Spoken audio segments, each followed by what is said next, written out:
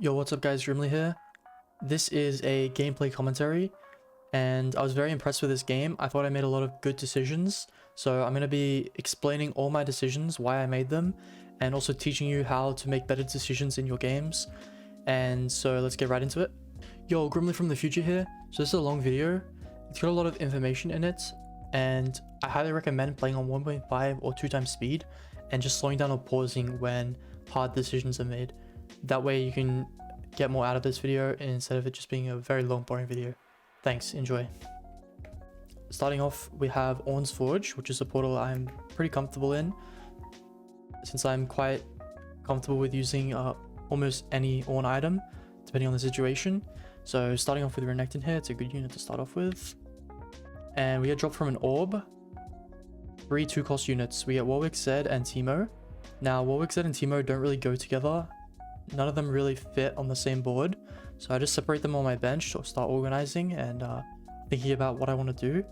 And then we see the Renekton pair, so first thing we should do is put the Renektons on the board so that we have the freedom to sell any of these shit 2 costs if we get more gold.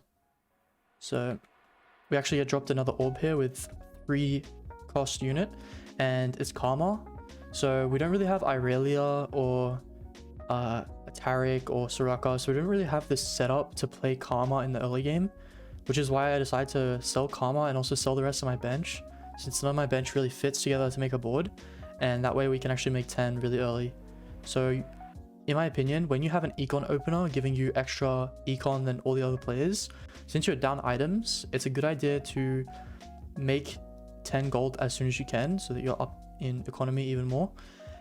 But the only time in an econ opener that I would keep the units instead of selling to make econ would be if they make a good strong board. Like let's say you have Irelia 2, you're not going to sell Karma if you already have Irelia 2 because you can play a strong Ionia opener and possibly win streak stage 2.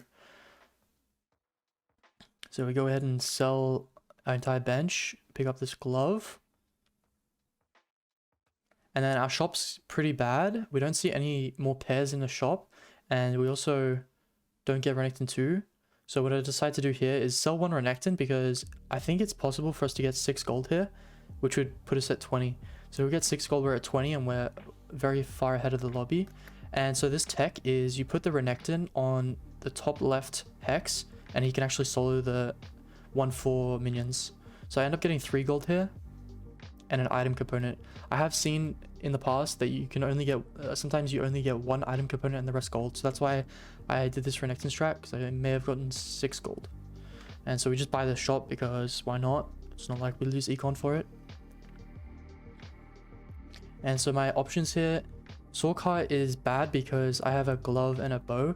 So I will struggle a lot playing around sorcerers if I don't have tears, rods, swords, no spark. And all natural is just a bad augment. It's just really silly. 1% max health per second is just hardly anything. So I reroll that, reroll Sword card. Army Builder is only good if you really have like a pair of a 3 cost, or maybe even a pair of a strong 2 cost like Swain pair or Set pair that you can play around. Harmesis is just a bad augment in my opinion. So we go with Latent Forge, especially because we're going to be losing early, so it's okay not to have a combat augment early. Go to Latent Forge, and the board we're going to play here is just going to be our strongest board. So Cassiopeia is a really good unit for saving HP, since she has a high single target damage.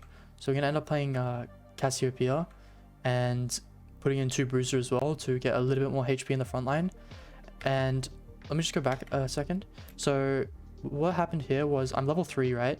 And I scout the lobby and I see that a lot of the lobby has weak boards, like really weak boards. So I know that if I level for Shurima Bruiser, I may be able to scam some wins in the early game, which would save HP and also make economy, because any win you get in the early game is +1 gold, and that's 1 gold closer to the next econ milestone, so 10, 20, 30. So I'm against a very weak board. Kale's really shit in the early game, especially 1 star. So I'm actually able to scam a win here because I leveled. If I didn't level to 4, I may not have won. So I leveled to 4, I scam a win, and I make 10 gold, hold all my units on my bench. And let's see what we get from the next shop. So we actually get a really lucky shop here. So Lysandra and Akshan are really good together. because you almost always play Freljord with Akshan. So we pick up the Akshan and the Lysandra, and Akshan is already better than one of the streamers, and I think it's better than Talia. I checked the damage charts and I saw Talia did more damage, but I thought that might have been because Cassiopeia's ult sometimes it fizzles out if it hits a unit that's already going to die. So I thought that might have been what happened. I wasn't paying attention, but I just know from experience that Cassiopeia has more damage overall just because she has 30 mana to cast, and single target damage is very good in the early game.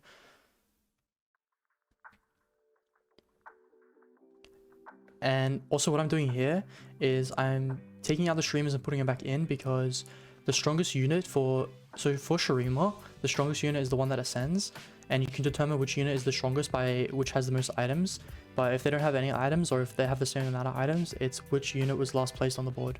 So that's why I was going to do Renekton, but I chose to make Akshan ascend because I think it can save more HP.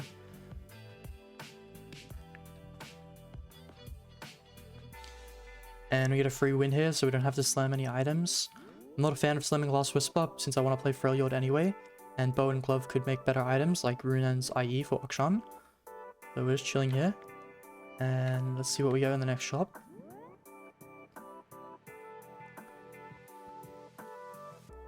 Alright, so here we have Lysandra Pair. Lysandra Pair is good. A Lysandra 2 would be decent, but I wouldn't be too committed on holding Lysandra Pair. If I lose this round, I'd rather make 20, since I'm going to be down on economy if I lose. It'll be the start of a losing streak, which means I don't get +1 gold for this loss or +1 for the second loss. You would only get +1 on the third loss. So to make up for losing, if I do lose this round, I would make 20 here. So let's see what happens. I put the Bow on Akshan just for a little bit more attack speed. My opponent's board is way too strong. I'm probably not even going to kill a single unit. So I end up selling the extra Bruiser and Shurima because I'm not going to go past 3 Shurima, and I'm not going to go for 4 Bruiser. Also, making 20 is just very important here. And I actually prefer making 20 over holding Lysandra Pair. I think Lysandra Pair, it's just too expensive. So I did buy it, but then I decided to sell it just before the end because I changed my mind. So I knew making economy would be way more valuable than holding the extra gold on my bench. It's too expensive. Alright, and we're second pick for the carousel. We have Bow and Glove. So we want to hopefully get a BF Sword or a Cloak. Runan's is really good on Akshan, especially in the early game. And IE is also a good item on him. So if we can get a BF Sword or a Cloak, it'd be good. I was going to go for the BF Sword first because I knew IE would save more HP in the early game, since it gives more damage on the ability rather than spread damage, more single target damage. But I couldn't get it because it was taken, so I just took the 3-cost Cloak, which is good. So we are probably going to slam Runan's. We'll just wait until we see our next opponent. If it's a free win, we may be able to greed the item. So let's just wait. And we find the Akshan pair, which is very important to hold. A little bit of scouting here just to make sure we're in a good position, and we are. So I actually just saw this guy's board. So if you just watch this, I'm scouting really fast. Put in the Invoker because Invoker can help us save HP, and Lysandra does a decent amount of damage. I see a lot of people are positioned towards this left side, especially this board is positioned to the left side. So I'm happy to be on this side as well, since my Akshan will potentially snipe the back left corner.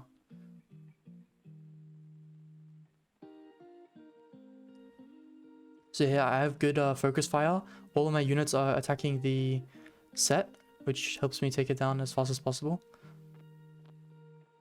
And see the Lysandra, it stunned the set, which makes his ability delay. So the Lysandra's a really good unit in the early game, because Lysandra's ult actually CCs a unit, which helps stall time for my Renekton to cast, and I'm able to kill one of the backline units.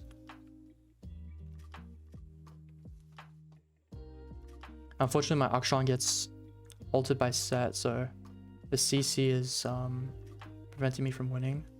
So I end up losing this fight, but it's a good loss. Actually turns out to be a perfect loss, which is really good for us. So let's see what's in the next shop. And we get lucky here with Sejuani. Sejuani is really good because we want to play around Freljord. So we sell the Rek'Sai immediately, thinking about making 30 gold here. If we win, it's really good because then we can make 30 gold without selling anything. But if we lost, it would be probably best to just sell Cassiopeia to make 30, since it's not that important for our comp. And making Econ would be more valuable so that we can roll a bit at level 6 and try and hit Renekton 2, Akshan 2, which would stabilize our board way more than Cassiopeia 2.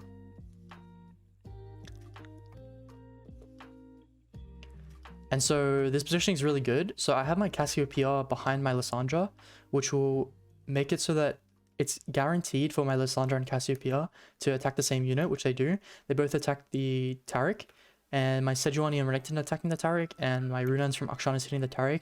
So the Taric is taking a lot of damage.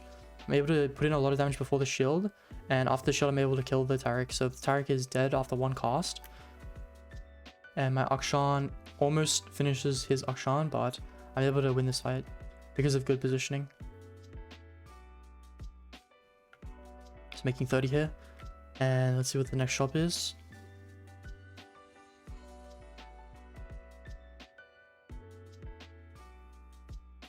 Renekton 2 is super good.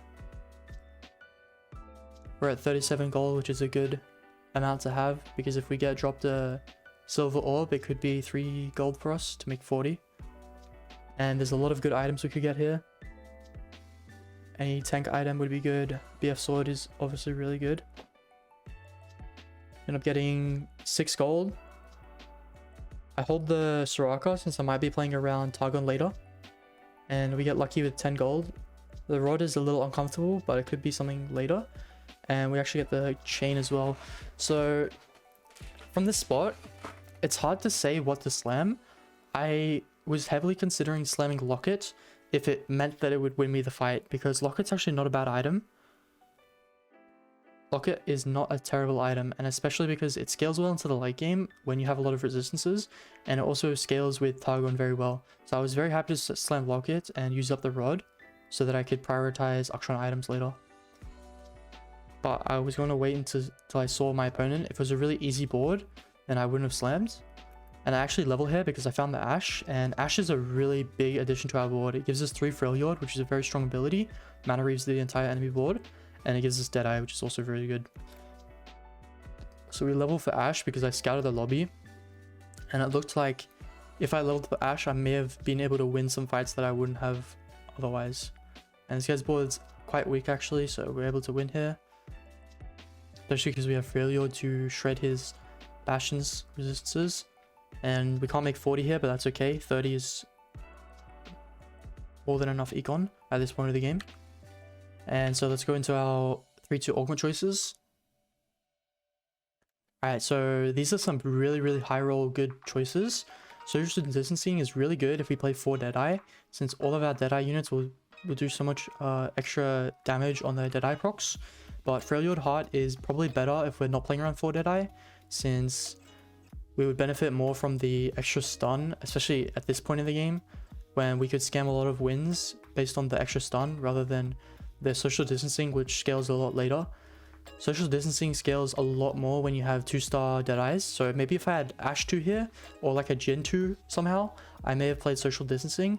But because I have Ashe 1, Akshan 1, I'm gonna most likely go with the Freljord Heart in this situation, just because it spikes my board now more than social distancing would. And medium forge, it's tempting, but it's way better to take a combat augment that actually benefits our board in more ways than an item than anything else, because we already have a Runans, which is a really strong item, and if we need to, we can slam a Locket, which is a good enough item. And we just slight roll here for something. Like any upgrade here would help us a lot. A Akshan 2 would help us infinite. Ashe 2 is a really good upgrade since she's a Deadeye, so any extra AD on her is going to help us out a lot on the Deadeye procs. And even Cassiopeia 2 would be a lot more single target damage, which would help us break through the front line.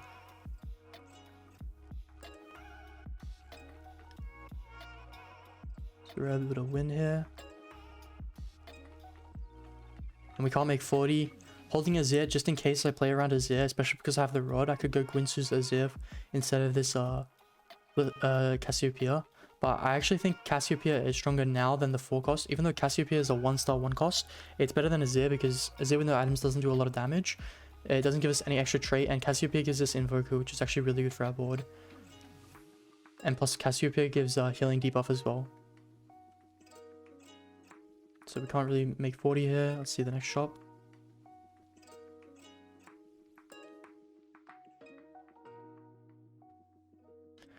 Next shop doesn't really have anything we want, so we're going to skip it. And just scout here, make sure we have a good position. I see this Zephyr, and I didn't want my Sejuani to get Zephyr, so I had an eye on it. And my Sejuani should be safe from the Zephyr. And I'm considering slamming the Locket here, just because this guy is decently strong. If his Darius charges up his Titans and hits me a couple times and gets resets, I could lose the fight, especially because he has the Cassiopeia in the back to get my Sejuani low for the Darius to hit him. And also his Darius's Titans is charging up really fast since my Sejuani and Cassiopeia are attacking him, and those units aren't very strong, so the Darius is going to be able to do a lot of damage here. So the Locket actually saves my Sedge from Darius's ult. Like, maybe if I didn't slam the Locket, my Sedge would have died from Darius' ult and he would have got the reset and I would have lost the fight. But I was able to save my Sedge there, and then my Akshan ult comes in clutch and kills his Darius, and I'm able to clean up the fight and make 40 here because of the Locket slam. And next turn's a very important one. Since it's the Ornn Galaxy, the Ornn Portal, it gives you an Ornn item on either 2-5 or 3-5. And since it wasn't 2-5, it's going to be 3-5. So next round, we're guaranteed one Ornn item, and we also get another Ornn item from our 2-1 augment. Latent Forge. Also, we're third pick in Carousel, which is really good. We have a glove, so BF Sword would be the best for IE. But we could also get something else that would be good. We actually have Sejuani pair, so this Sejuani is looking real juicy. Luckily it has a chain on it, which isn't a super contested item at this stage in the game. So we're actually able to get the Sejuani. This is a very good game to be playing Sejuani or playing Freljord, playing Deadeyes, because it's actually uncontested. So it's going to be super easy to hit the units we want later. Or at least it'll be easier than it usually is when it's contested. So we get 2 Ornn items here. Let's see what we get. So opening up 1. Anima Visage, Infinity Force, and Trickster's Glass. Now, I know Trickster's Glass is really good on Urgot, but we don't have Urgot. Infinity Force is also good on Urgot. Anima Visage would be good. Anima Visage would be great on our Sedge. But in my opinion, our Sedge is already very tanky as a 2-star 4 cost at this stage in the game. So in my mind, it actually doesn't make sense making her more tanky. It doesn't spike our board right now as much as getting more damage on our board. And I am a big fan of Infinity Force. I think it's a really strong item. The attack speed is huge, 25%, and 25% AD, 25% AP. It's a lot of damage, and even the health and armor and magic resist help a ton, especially towards the end of the fight when your carry is taking damage. So I'm going to be going for Infinity Force here just to get the item on my Akshan and get a lot more damage on our board. It was tempting to do a Trickster's Glass Sejuani as well, but when you think about it, Sejuani's ability wouldn't really stack. So, and plus Sejuani is a bit of a meat shield, and I don't really want more meat shields. I kind of just want more damage at this point of the game. So I'm going to go for the Infinity Force from this anvil. And see the next anvil. So we get Death's Defiance, Randuin's Omen, Deathfire Grasp. Probably not going to go Deathfire because we don't really have an AP unit. Lissandra's only 1-starred and we don't have any other items for her. Death's Defiance would be good on Urgot, but we do not have Urgot and we do not have a good item holder for it at the moment. So we're going to be 100% going for Randuin's here. It's very good, especially because we have Sedge 2. We are playing around Bruises, which gives our whole board HP. So the armor and magic resist is going to be very good for our front line at this point. These Ornn items are very solid and are going to help us a ton at win streaking the rest of the game with this Sedge 2. So unfortunately we get Zephyr'd because we were taking too long to decide our Ornn items that we didn't have time to scout. If we had scouted and saw this Zephyr, I would have moved my Cassiopeia up as a frontline unit just so I didn't get Zephyr'd. But it doesn't matter too much anyway, my board's super strong. And my Akshan ascends from Shrima. We'll win this fight. Holding the Ash, just in case we go for Ash 3. Like, it is a possibility to go for Ash 3 since it's not super contested. I would only go for it if I like naturaled it. I wouldn't roll any extra for it, but you know, Ash 3 is Ash 3, it's not that expensive. Alright, let's see this next shop. So Soraka 2, I'm a big fan of playing Soraka when we have a strong front line, because any cast from Soraka is going to be super effective, especially when we have Randuins. So all three of our frontline units have a very high armor and magic resist, so the heal from Soraka is going to be way more efficient. And so I actually decided to upgrade this Soraka and play it over Cassiopeia. It's a much stronger unit than Cassiopeia, does more damage, and we still get Invoker. We just lose Shurima, but I don't think Shurima is too important if we can get this Soraka for even more damage. And let's see the next fight, see if it was the right choice. So this fight looks like it's gonna last a little bit. I don't know if I scouted, but this guy's Akshan, and I'm super glad I put my Soraka opposite the Akshan so that the Akshan ult hits my front line. If I hadn't have done that, it would have been really risky, and the Akshan may have taken out my Ashe and Akshan. And he did the same thing with his Soraka, so both of our Akshan ults are going to be hitting the front line. But let's see if my Soraka ult was very good. I think it hit the Lysandra, which is super unfortunate. Like, Lysandra's not really the tankiest unit on our board. And we only got one Soraka ult off because we just destroyed this guy.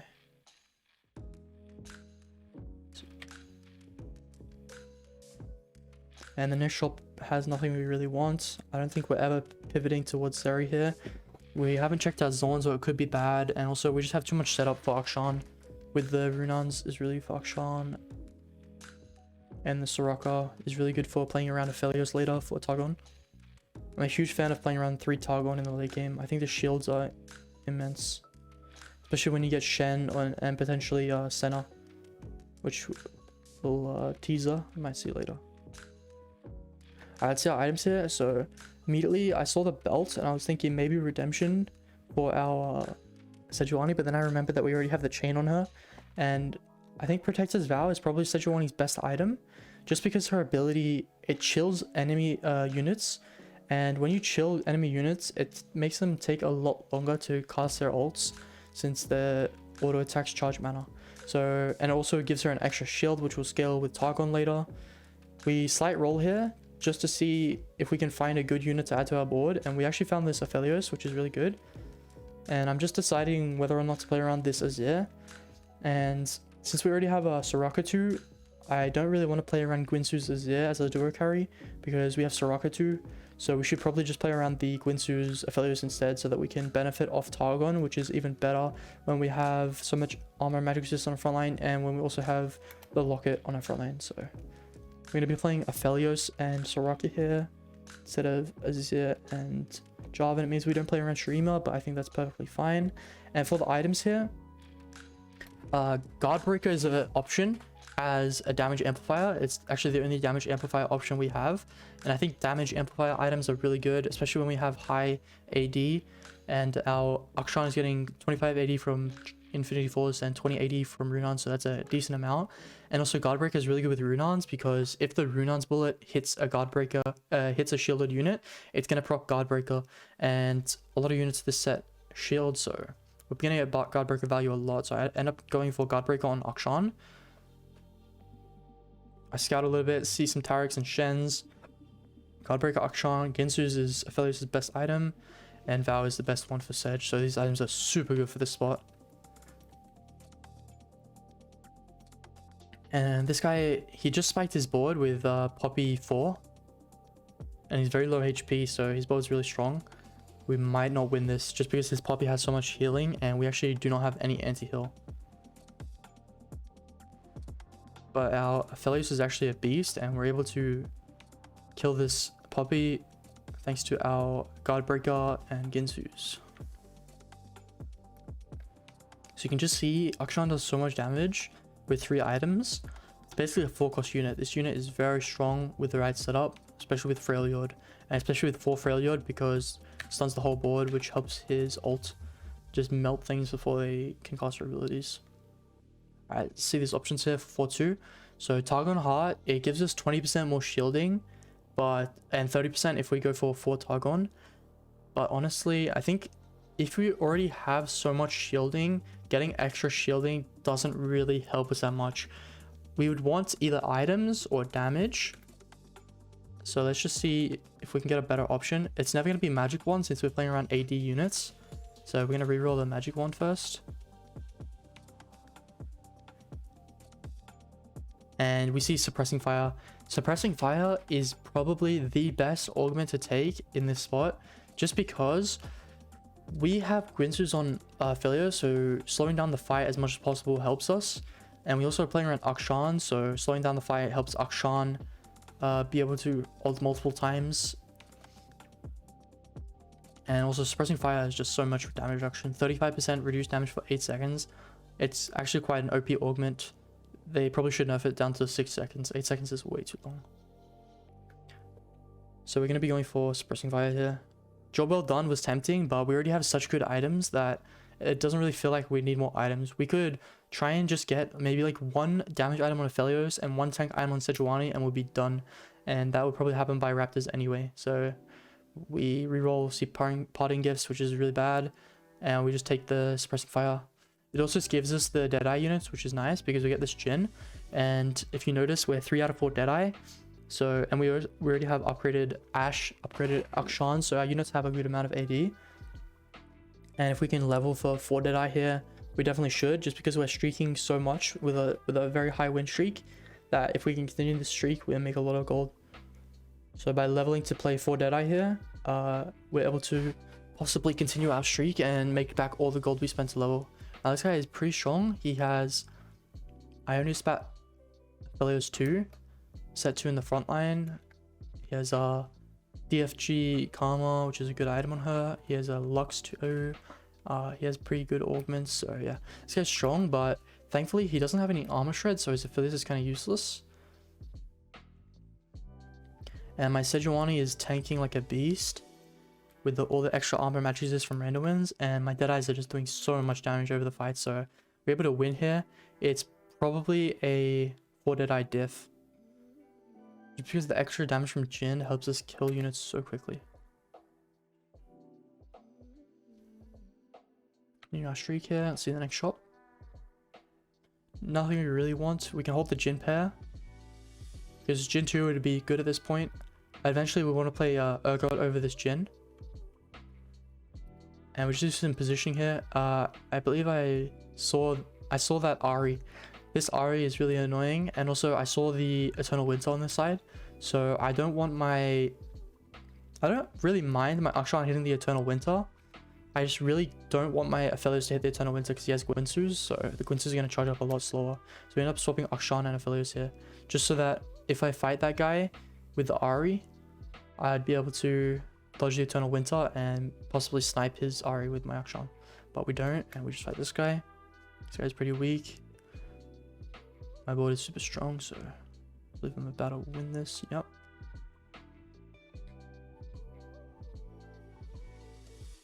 Another win, so full streaking. We're able to hold the Jhin pair. And it feels like we're high rolling, and we definitely are high rolling. Like, we're high rolling our items, we're high rolling our augments. But at the same time, even when you're high rolling, you still need to make correct decisions to capitalize and execute the best possible board you can make in the situation, so that you can come first and not like 3rd or 4th. So this game, we already know we're guaranteed top 4 just because we're high rolling so much, but we need to put in the effort to make the right decisions to come first. Especially in this meta when some players are going for like Fast 9 with Belveth 2, Ahri 2, Sion 2 boards that are super strong and oppressive. So if we want to beat those boards, we're going to have to make very good decisions. So we have no open components at this stage, so at this point in the game. So in this carousel, we could either take a unit that we want or just start looking to get a second item for Aphelios or Sejuani. I really want a BF sword so that I can get a Deathblade on my Aphelios ASAP. And I believe we're able to get a BF sword here.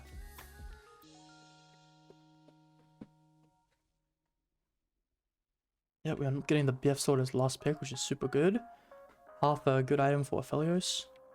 And next shop doesn't have anything. Let's see the next fight. So 10 seconds from the fight, I start scouting, having a look. And I see it's a little bit hard to position since a lot of people are like spread out. But I'm happy with my Akshan on this side because I saw Azir in the corner, Ari in the corner, and we're against the Azir player. And this guy made a big mistake putting his Jarvan in the middle because the Jarvan's going to dash away, leaving an open spot in the middle of the board for our Akshan to snipe his backline. I'm actually able to get the Azir down to half health, and the Deadeye is reducing his damage a lot. You can see my Renekton is tanking his 3-item Azir 2 when he has Jeweled Lotus and Magic Wand. My Renekton, with the extra armor from Randuin's and also the damage reduction from the Deadeye augment, my Renekton is able to tank like 2 whole seconds of the Azir, and I'm able to win the fight. So yeah, this is an augment diff, and also the Randuin's is coming in clutch. So we're still streaking. Let's see what the next shop is. We're looking for Aphelios 2 is a huge upgrade for our board, and we're also looking for Taric for 3 Targon, or Shen as a good unit to pair with Taric once we find Taric, or Urgot. We see the Bel'Veth and Aatrox, and I actually don't think we can ever pivot to like a legendary board here. I think because we have Freljord Heart and because we have suppressing Deadeye augment, we should just stay on Deadeyes. And so I hold them, and I sight roll as well, just because it's the last round before neutrals. So if we're able to win this, we get 3 gold from the streak, plus 3 gold the next turn. But if we lose, we actually get 0 gold. So it's a huge gold loss if we lose the next fight. So I roll for 1 upgrade. Even Jhin 2 would be a substantial upgrade because Jin's a Deadeye, and also Jin's ult scales very highly with AD. Able to get Lissandra 2 here, which is really good. And let's see our opponent. So we're against the Ari board, and for some reason he didn't put his Eternal Winter on the outside, so it's not slowing down many of our units. My Akshan is able to get the Bel'Veth down to half health, which is super good. The Freljord stun's coming in clutch. His Bel'Veth stuck in the middle, so hopefully my Akshan can take it down, which it does. Super good. And because my Akshan has a Triforce, he's able to actually come in clutch here, be super tanky, and almost win the fight. Very close fight, super close. I think if I put a BF sword on my Aphelios, it may have made the difference between winning and losing because it was such a close fight. So I probably should have slammed the BF sword on my Aphelios, but it's okay. I was high rolling so much this game. If I won this fight, the game would be too easy. Agreed. Okay. We also have Renekton on our board, which is kind of just doing nothing. That's why I'm holding this Vi on the bench, because Vi is a better unit than Renekton as a bruiser. And also Vi has shielding, so once we play Targon, Vi will synergize with that. So let's just see what we get from these Raptors. BF Sword's really good for Deathblade for our Aphelios, which it's almost always Deathblade. It's definitely Aphelios' second best item paired with Guinsoo's. Raw AD is way better than anything else, especially when you're playing Deadeye. And I was considering either we get the Vi 2, which is better than the Renekton already, since we're not playing Shreema, so we play the Vi over the Renekton. And I'm just looking to maybe find Urgot, Taric, Shen, upgrade my Aphelios, do something to improve my board and keep my high HP lead while all the other players in the lobby kill each other. I'm not able to find anything like super helpful. And the other decision we have to think about is, do we want to make a Giant Slayer, a Runons, or a BT? BT would be good if we had Urgot 2. It'd be very good if we had Urgot 2, because Urgot would be super tanky with the Randuins on frontline. And Runons would be good if we had Aphelios 2, because Aphelios 2 would do a lot of damage with Runons with his high AD. But because we just have Aphelios 1, and also because we already have we have a Runons on our Akshan, and Akshan does a lot of like damage split between units when he ults, when units like move in front of his ult or whatever. We want the extra single target damage from our Aphelios, so we're gonna go for the Giant Slayer here. We can also scout the lobby, which we do, and just see how many high HP units there are. We see the set right there is high HP. I believe the Kai'Sa will be 1600, Yasuo probably 1600, and obviously want to kill that Poppy, this Taric, So we end up going for Giant Slayer here for this lobby, just because there's some units that are very hard to deal with without the Giant Slayer. And we can see in this fight, it's very important. We're able to have the Giant Slayer active against the Taric. Unfortunately, we get double Zephyr'd. But this guy we're fighting does not have any armor shred, so our Renekton... we also should have played Vi over Renekton, but we're too busy deciding the items. But this guy has no armor shred, so we're able to win this fight. Akshan is just popping off. Even on stage 5, Akshan's a 3-cost unit. He's not even 3-starred, and he's still hard carrying our board. Just because his items are super bis. Runon's Guardbreaker, really good combo. Infinity Force, super good item.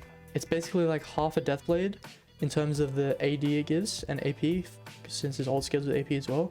And the extra stats from attack speed, armor, magic resist, health is just so valuable.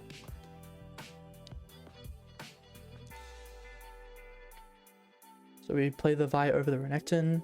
Thinking about if we can play Arya at any point in this game. It's a bit hard since we don't have any Arya items. We have no Gunblade. We could play Giant Slayer on her, but we also have no mana generation item. The Senna could be really good at some point since we're playing Targon. And Senna's shield will scale with Targon. So I actually saw that Zephyr and so I moved a little bit over just to put my Sejuani close to the Aphelios. Since Aphelios attacks a lot and Sejuani's ability, Sejuani's passive, it makes units take true damage every time someone attacks a chilled unit. So put the Sejuani close to your Aphelios and we get a lot more true damage in. Super satisfying fight there.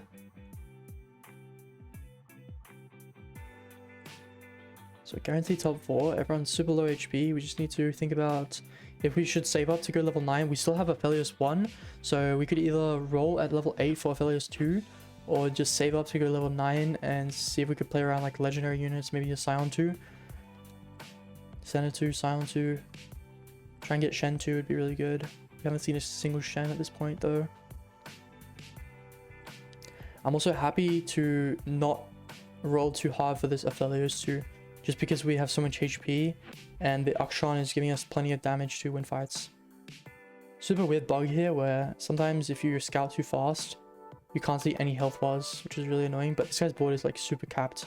He has Gwen with, I believe, JG, Hodge, Edge of Night, which is really good. He also has Harm Assist, gives him more healing. Know Your Enemy, which gives him the extra damage amplifier. He has Heimerdinger as well. So yeah, this guy's a really strong tail board. And we're actually going to have to really worry about beating him to get first.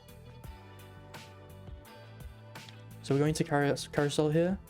Our items are... Our open slots for items are all frontline items. We already have 3-item Akshan, 3-item Aphelios. So we really want to get a second item for Sejuani or a utility item like Shroud or Zephyr. So let's see our options here.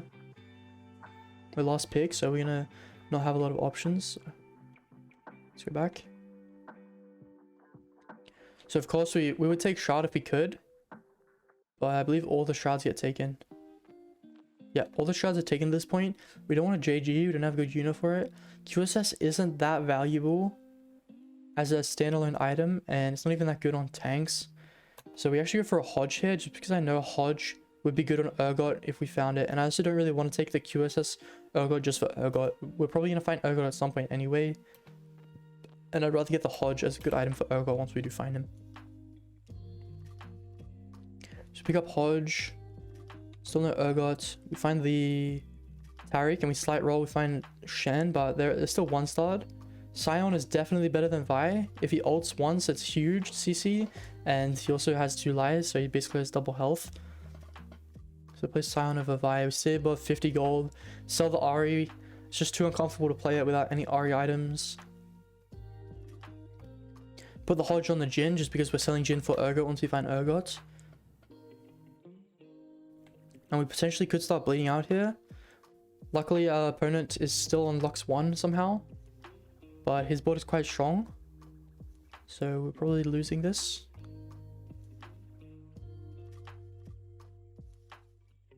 but it's not a terrible loss.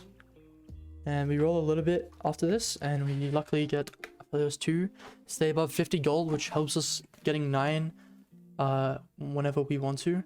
So when you have a lot of gold and you still want to upgrade a forecast, I actually think it's almost always better to just slow roll at 8, and then once you have the upgraded forecast, wait a couple rounds and then you can go 9. Just because if you go 9 first, then you don't have the option to slow roll, because once you go 9, you're going to be maybe like 30 gold or less, and then anytime you roll, you're further away from hitting 50 gold, so you're just losing out on so much economy going 9 before you upgrade your forecasts. And I was happy to go 9 before upgrading Urgots, because we already have so much damage on our board. And considering if Taric is better than Scion, it's definitely not. Scion's just such a good unit, and Bruiser is also giving our whole board 100 HP and Sejuani even more. And considering if Shen's better than Soraka, it's not, because Targon is just too good for our Sejuani, and also our Urgot. The Targon is going to help. Fortunately, we get Shroud on our Akshan, and our Akshan is not opposite the kill, which is really bad. We want the Akshan to be opposite kill so that it snipes at some point. My Akshan was where my Ashe is. It could potentially snipe the kill if the Maokai died. Like right now, if my Akshan, imagine if my Akshan was on my Ashes right now, the Kale and the turret probably would have died. But I didn't scout, so I didn't see his board, I didn't see his positioning, and my Akshan ult hits his tanks. I also don't have any anti-heal, so his Poppy and Gwen just live forever, and I lose this fight. It's really close though, and I would have won if I positioned better. He's on 1 life, so I have plenty of HP. All I have to do is position good against him once to kill him. He's on 1 life. And the other board, I believe, is the Fast 9 guy. So he's playing around Ahri and Belveth and Scion. Very strong legendary units. Yep, scout him. So he's playing around Scion frontline, Shen 2 with really good items. He's got Belveth 2 with BT double Titans, and he has Gargantuan Resolve. Those Belveth items actually aren't good, just because you want a lot of attack speed on Belveth, because she actually lashes more with more attack speed, and her lashes do true damage. So if you have more attack speed, you do more true damage.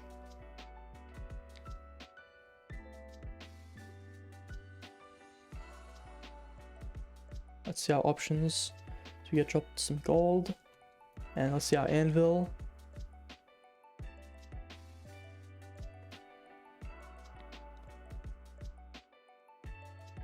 Open the anvil.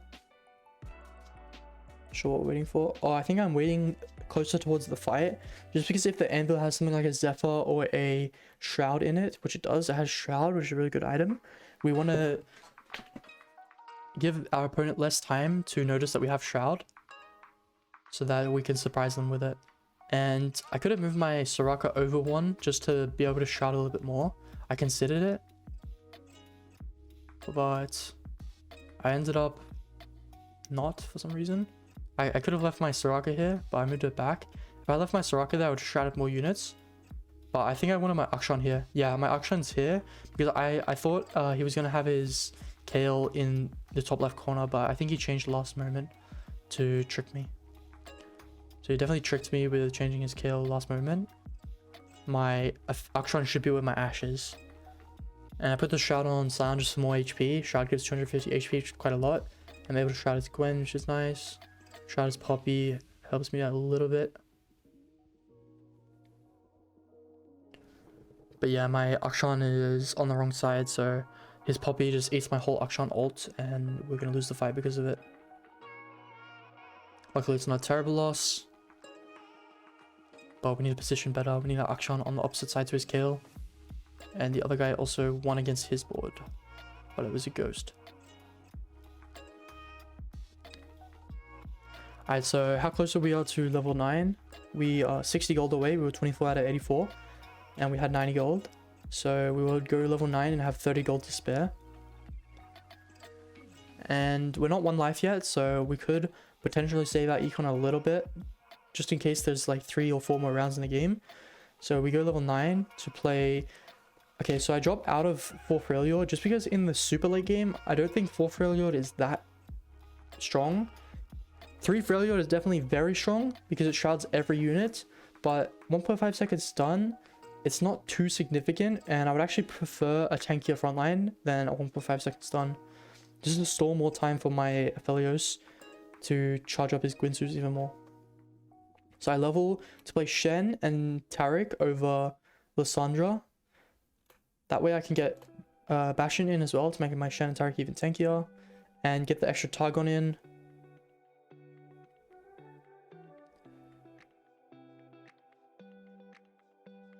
I don't know if it's correct to drop Lissandra for Shen.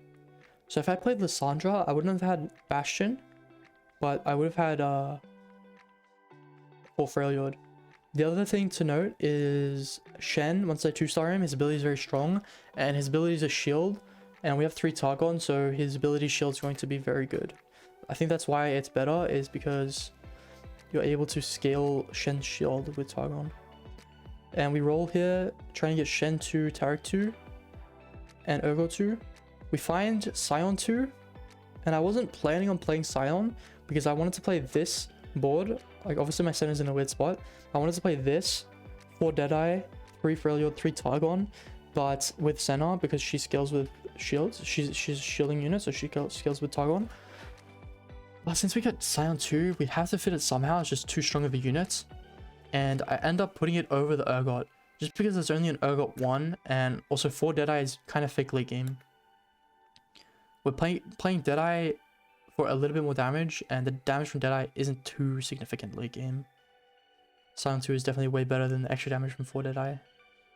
And I didn't scout, so I couldn't position super well, because I was transitioning my board a bit, but let's see if it's good enough. So shrouding the Shen is good, shrouding the Rise is good because it's a Rise 2 in Freljord, which chills and does AoE on my whole middle of my board. And also my Akshan is opposite the Ari, which is really good. My Sion 2 is in a great spot to tank his Belveth. My Akshan is still charging up. My Aphelios' Guinsus is still charging up on 23, 24 stacks. And yeah, this Giant Slayer on this Aphelios is super good in this matchup. Just so I can take down that beast of a unit and actually win this fight. Holding Heimer, just because maybe we can play Heimer, but I don't think I ever want to drop 3 Freljord. But potentially we could have played Heimer over Shen. If we never got Shen 2, it might have been better just for the anti-heal. I considered it, but at the end of the day, Shen's ability is super strong with Targon. It shields himself and I believe 2 other units, so that's just so much shielding. And we're never dropping Heimer for Senna. Senna for Heimer. Senna just gives so much shielding for our entire board. And it also gives our units attack speed every time they get shielded. Which gives our frontline attack speed at the start. And the attack speed on Sion is actually really good. So our Sion, let's see the positioning here.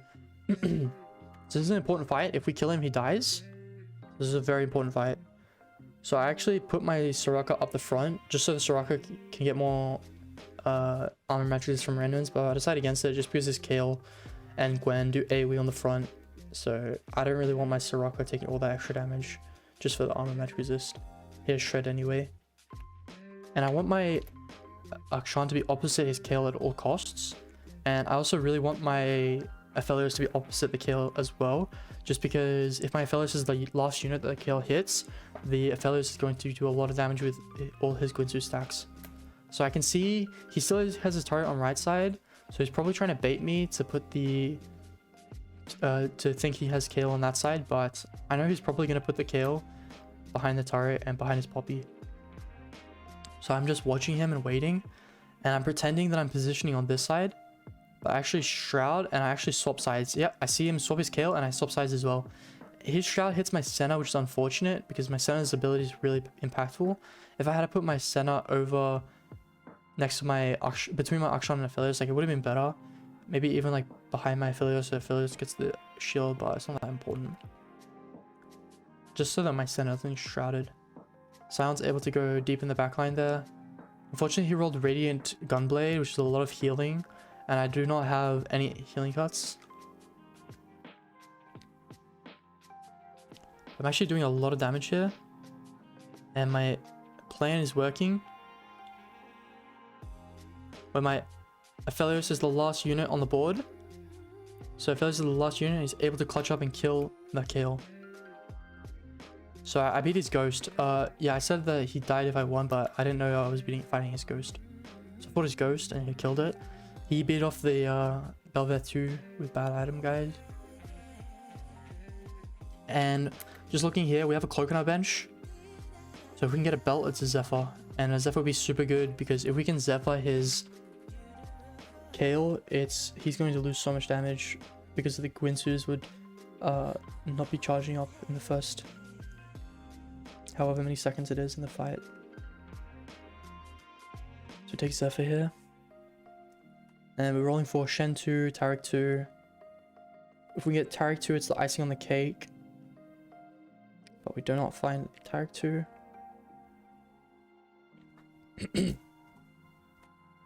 So we need to position our Akshan opposite his Kale. We want to Shroud probably his Poppy so it doesn't instant cast on our Scion. That way our Scion can charge up some mana before getting CC'd. And we also want to not get shrouded. We don't want our Senna to get shrouded by his Shroud. So I can see his Shroud on the Maokai. And I see my Senna's inside it. Wait, I'm lagging. Let me go back a bit. So actually my Senna's inside the Shroud. So I'm 100% going to move it if he doesn't move the Shroud. My Akshan's in the middle, which is okay. He should have shrouded the middle of my board, but he didn't move his Shroud. So I actually moved my Senna with the Aphelios, just because I don't mind my Aphelios getting shrouded. It doesn't matter that much.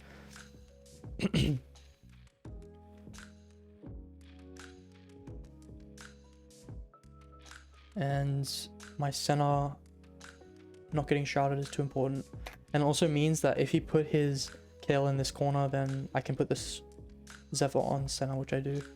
So Zephyr his Kale, which is super good. Shroud doesn't hit any important units. The Scion ult comes off because he didn't get shrouded. Able to probably take out the turrets. Yep, take out the turret with my Scion, and that way his Mechano stops burning my entire board. And my Scion's actually coming in clutch here, almost kills this Kale. And then the Ash Arrows kill the Kale, so really good positioning.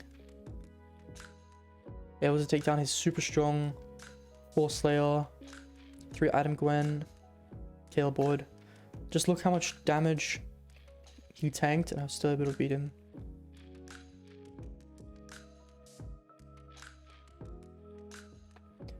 Yeah, so even without any anti-heal, I was still able to win. Just because my board had Gwinsu's, Giant Slayer, Deathblade, Aphelios to clean up the whole board. And I had Freljord Heart and Suppressing Fire to slow down the fight. So yeah, hopefully this game showed you how to make really good decisions, how to outsmart your opponents, how to adapt to the situation you're in, how to choose which units are more valuable than others, which traits are more valuable than others. And like for example, I dropped out of 4 Deadeye for a very good reason. I played 3 Targon for a very good reason. I dropped out of 4 Freljord for a very good reason. And I was able to clutch up this game and win. And if you enjoyed this commentary, just let me know in the comments. And also, feel free to put any suggestions for video ideas in the comments. If you'd like to see any guides for any comps, let me know and I might be able to make it. And also, if you enjoyed, leave a like and subscribe if you want to see more.